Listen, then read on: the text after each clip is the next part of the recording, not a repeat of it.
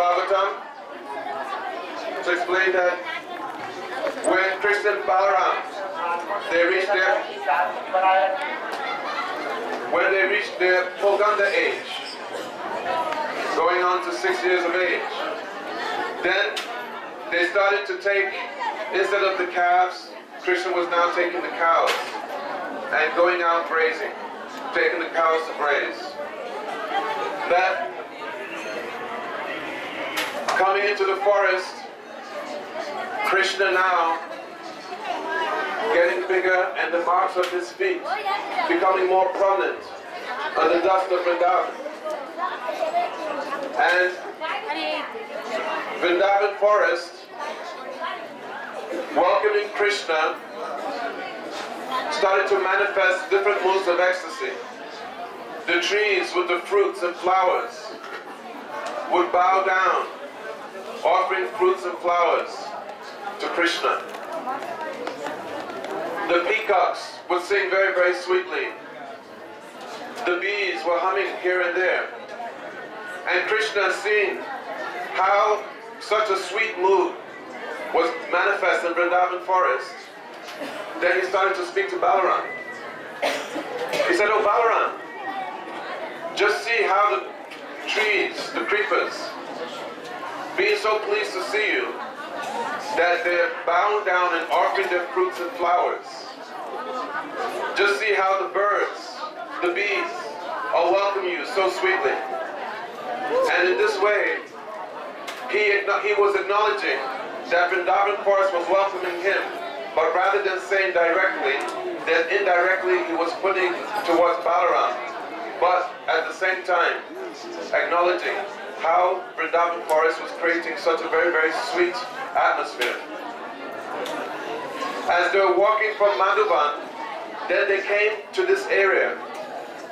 And then the cowherd boys, they started to tell Krishna and Balaram, you know, very close to here, there's one area where there's very, very sweet tal fruit. Said, but this place is guarded by one Dhenukasura. That Dhenukasura is so fierce that he even eats, he's killed people, that the birds, they're so afraid that they won't come near this area. And these tal fruit, they're so sweet, and when they ripen, then they fall on the ground, and the area is just strewn with very, very sweet tal fruit. And then Madhumanga, he said, "Oh Krishna, I'm being attacked by a demon, and it's not Dhenukasura. What demon was it? Hunger." He said, "My stomach is rumbling. So please, let's go there. Let's have some tal fruit." So then Balaram, he walked ahead. And they came to this area, which was very beautifully decorated with tal trees and tal fruit. But guarding this area was Dhenukasura along with his friends, his associates. Balaram, he went to the tallest tal tree. And he started to shake the tal tree. And so many tal fruit just started to drop. Bop, bop, bop, bop, bop, bop, bop. And this sound, it awoken Dhenukasura. Dhenukasura, in the form of a donkey, came and saw the very beautiful form of Balaram. Whitish complexion, very, very powerful, just in his youthful age, actually Poganda age. And then Dhenukasura started to snort so much air from his nostrils and then ran towards Balaram and in midair turned around and with his two hind legs kicked Balaram directly in the chest. From that kick, Dhenukasura bounced off of Balaram so many feet back, and when he landed, he was amazed to see that Balaram had not moved but 1 inch. He looked at Balaram, looked at his beauty, and again charged. And this time when he went to kick with his hind legs, Balaram, he caught him. And then he just started to...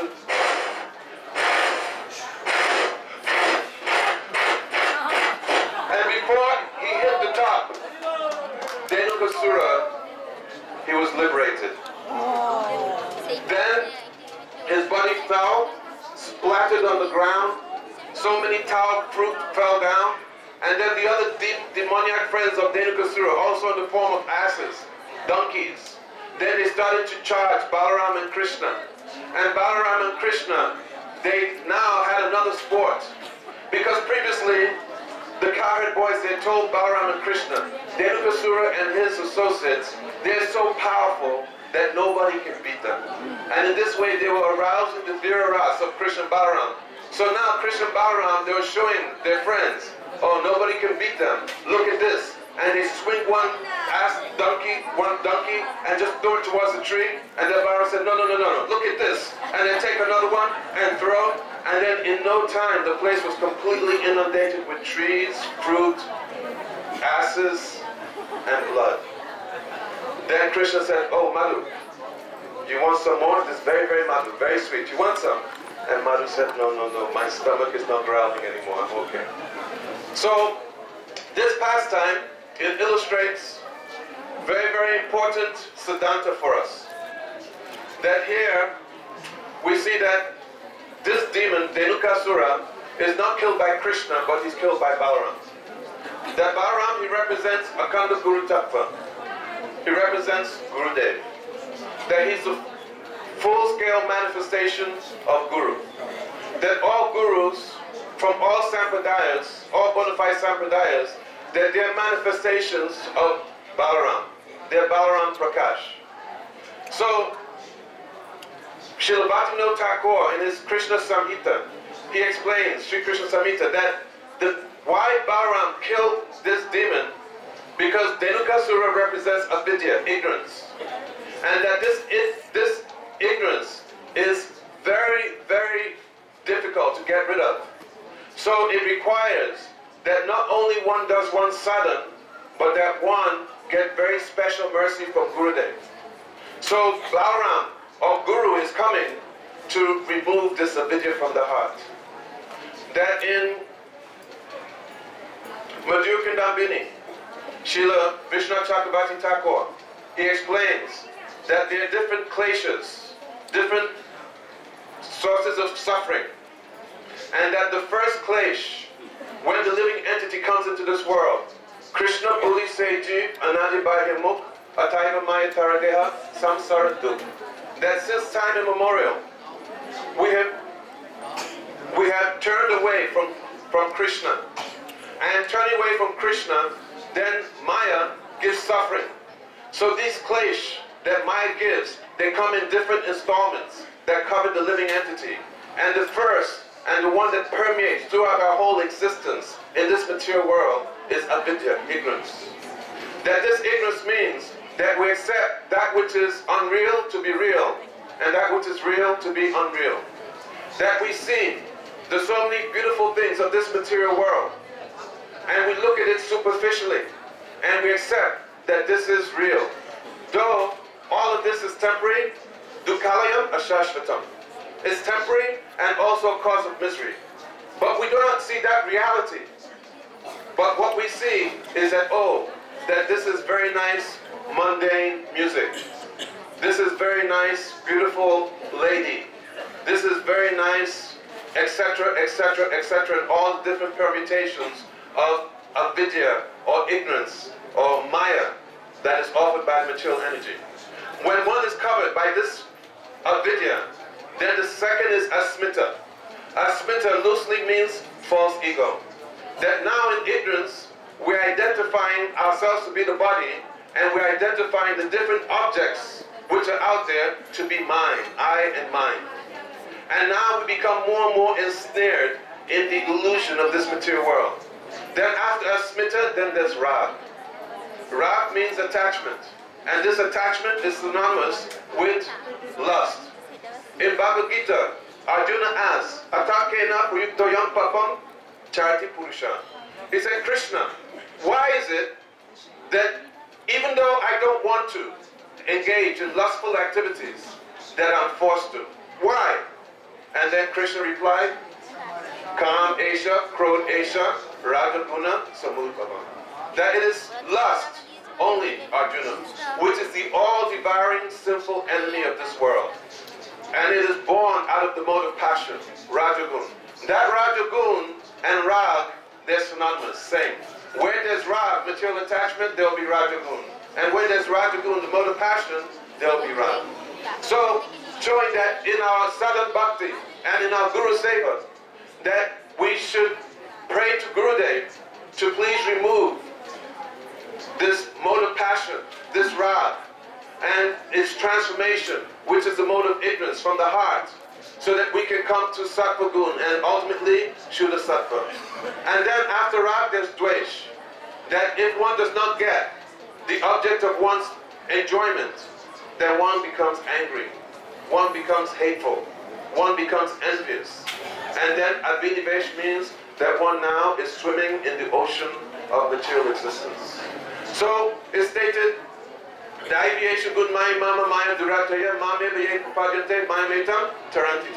that this divine energy of mind is very difficult to overcome. But one can overcome this by surrendering. But how the surrendering will come about? That surrendering will come by taking shelter of Balaram or taking shelter of Guru. Srila Gurudev and Param Pujapad Srila Bhaktivedanta Tirtha Maharaj, they would always quote the verse here. Yes, Yatma Buddhi, Kunape Judatuke, Swadi Kalatradishu, Boma Itadi.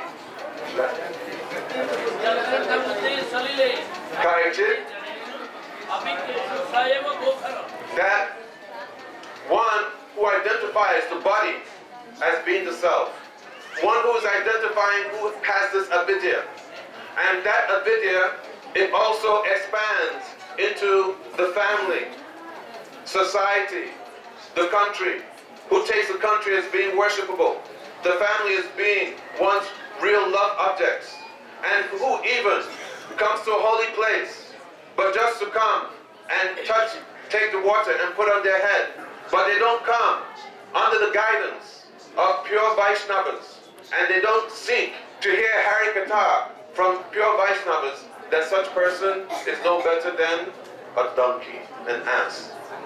So the ass has its characteristics of ignorance. That it's explained that during the summer season, when it's very, very hot, it's dry. There's no grass. The ass is going to eat, and then when the ass picks up his head and then he looks around, he sees that, oh, there's no grass, I've eaten all this. So then by his own mind, a psychosomatic symptom comes in his mind that, oh, I've eaten so much, so I must be fat. And by the power of his mind, he becomes big. And then in the rainy season, when there's so much grass, and he's eating and eating and eating and eating, and then he looks up, and then he sees that, oh, there's so much grass, I haven't eaten, that I must be very hungry. And then psychosomatically becomes very thin. So the ass is thinking that I am the doer, not understanding that the three modes of material nature is doing everything. Prakriti krimanani, gunai kamani savasaham, ahankara vimudatma, kataham iti manyate. That all that is going on by the three modes of material nature according to my activities in past life and in this life. But the ass out of ignorance is thinking that I am the doer. So, Srila Bhaktivinoda Thakur, he has explained in Sri Bhajan Rahasya that there are four anarthas which are coming from this avidya. They are Swarup Brahm, misidentification of the self. There is Asat Trishna, thirsting for material things of this world. There's Aparad, making offenses. And there is Hridaya Gabalyam. I will not speak because there's another speaker, Pujapad Bonmaraj is coming. So I will not discuss this, but especially we'll discuss specifically Hridaya Gabalyam.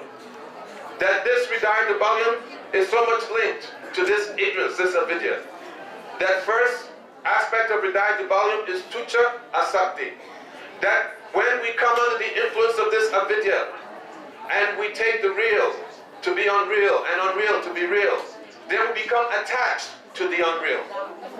That which is real, the spiritual reality, which is eternal, which is unchanging, which is dynamic, which is always increasing in bliss, if you can say that there's any change to it, then we do not accept that as real. But rather, Tuja Sakti, like magnet to the iron, we're attached to the material energy.